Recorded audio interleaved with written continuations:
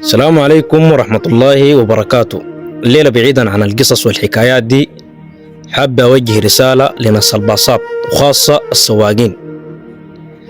فشفتوا الصورة اللي قدامكم دي، هو الحادث اللي حصل قبل كم يوم ده في طريق بورسودان عطبرة.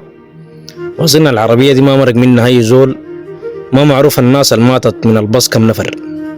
فيا سواقين الباصات، انت جاري لا في شنو يا اخي؟ وريني انت جاري لا في شنو مسرع بالسرعة دي يا اخي؟ ما تمشي بالراحة، ما تمشي بالراحة، انت مالك جاري لا في شنو يا عطبر؟ دي اصلا في يومين، ما فارقة اصلا في يومين. وصل الناس دي بس بسلامة يا اخي. خلص عليك الباص ده فيه كم نفر؟ 50 او 48 نفر، كلهم في رقبتك دي.